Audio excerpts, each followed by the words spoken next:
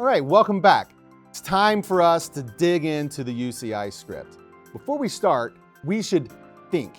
I like to start with the easy case first. The easy case first is what happens if I just poke my finger on let's go to the cameras page. So there's actually a decision that has to take place when I poke that button. And it comes down to, is the USB cable connected or not? If the USB cable is connected, then show me the cameras and the true layer.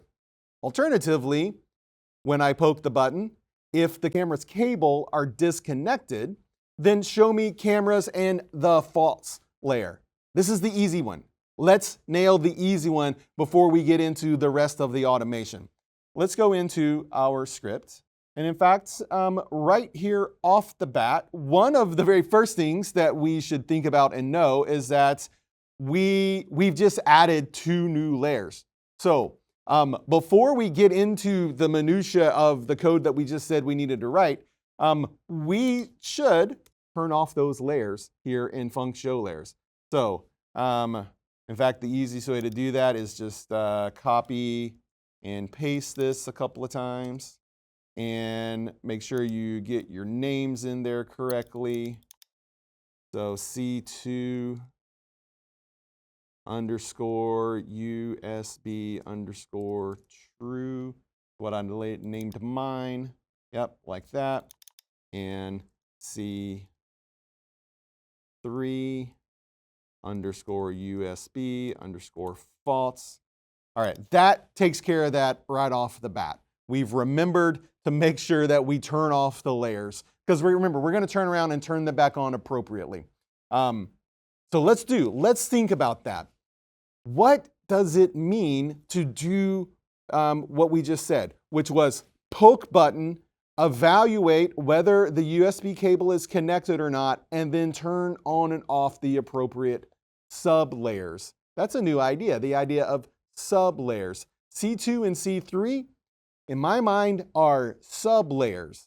So for me, Nate, I think the solution is we're gonna functionize this thing. I think we're gonna functionize everything. We are. We're gonna functionize a lot of things. And part of the reason why I know that I'm gonna functionize it is because I'm going to want to run this code in more than one spot for more than one reason.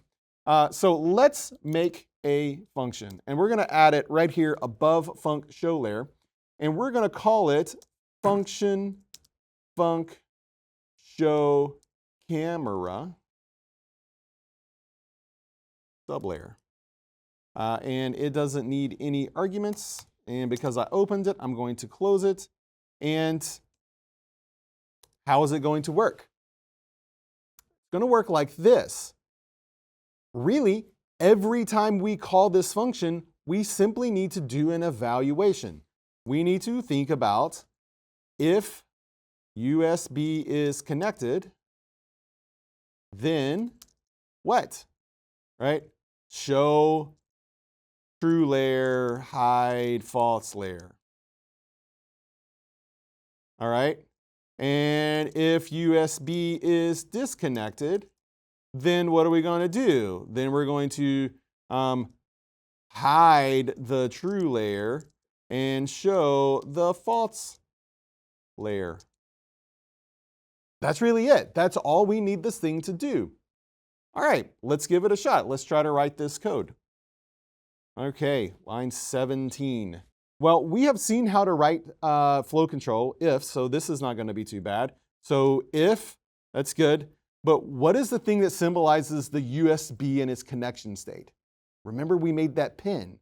So where is that control? Pin USB. It's on the list of controls. So controls dot pin. There it is. And what about it? It's its Boolean state that we want to evaluate. And we want to know if the Boolean state is true, then we're going to do something. Else, we're going to do something else. Now, Nate, here's a question. do I actually need to, in line 17, do I actually need to do a comparison? That's an excellent question. I was going to ask you that. If you remember from the intermediate class, we said, hey, you might think that you need to do this, but you don't actually, because if you're asking if something is true and the fact that it is true, that's the same thing as it being true, right? You're saying that if Boolean is true, then Boolean is already true. So you already have the qualification that Boolean equals true just by asking what it is, right? That's right, right. The Boolean, right, the dot Boolean is itself either true or false. You don't actually need to do a comparison. Because if you think about it, the if is really just asking true or false. If the thing that follows the word if equals true, we're going to do one thing. If the thing that follows the word if is false, we're going to do something else, right? Correct. And since Boolean, since that property resolves down to true or false already, you don't need to compare it. Nate's got it. So there is our structure. And now let's come back and let's fill in the insides. What do we want to do in the true condition? Well, we actually already have written it out for ourselves. We have a game plan. We just need to follow the game plan. The game plan is to show the true layer, hide the false layer. How do we do that? It's easy. We use these commands, the UCI set layer visibility commands. We're going to grab them from down there, and we're going to paste them in and paste them in there and make all the tabs look super awesome. And there it is. And so we just need to set the arguments appropriately. When the Boolean is true, show the true layer, hide the false layer. When the Boolean is false, hide the true layer and show the false layer. There we go, hit save, and awesome. Now here's the next question. Ooh, when should we run this function? There's a couple of good places in our script to think about running this function.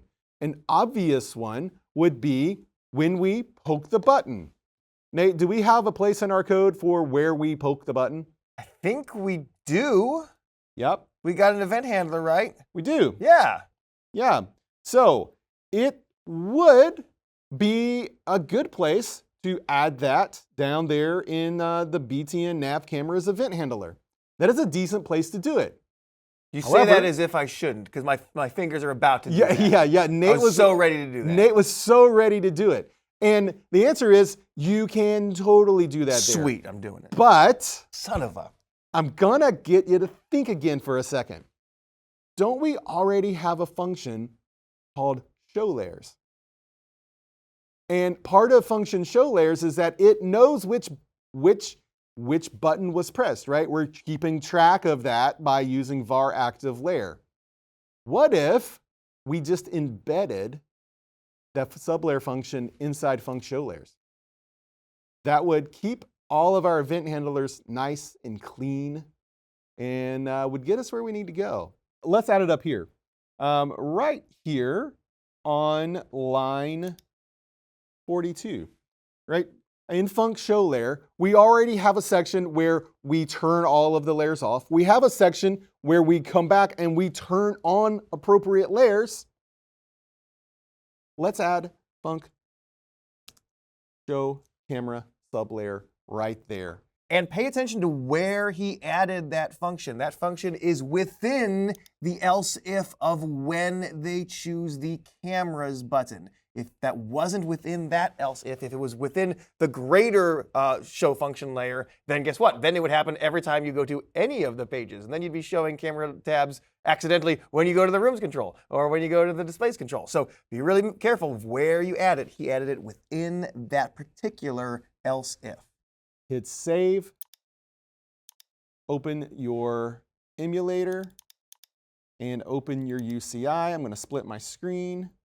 When you're in runtime, you can turn on the lights, and you can, right through one of those in-room actions, connect the USB. And notice the little USB cable actually pops onto the screen of the emulator. And right off the bat, notice the little LED indicator on your UCI. It's kind of so nice, kind of so handy. let's navigate to the camera layer. We can see that the USB is connected, and when I go to it, look at that. I'm getting the correct controls. If I navigate away, I navigate back, I'm still getting the correct controls. If I then disconnect the camera, the USB changes its color. Again, it's very thoughtful. And I go back and I get the Gandalf. It tells me, you need to connect the USB cable. So we've done the easy part, right? We've done that first base amount of automation of we're serving two different pages based off of, is the USB cable connected or not? If the USB cable is connected, we are getting the appropriate page when we go there. Now, what doesn't work yet is what if I got that a message of you need to connect, and I go, oh yeah, I need to connect, and then I connect, the UCI didn't respond. That's we're halfway to having something really magical.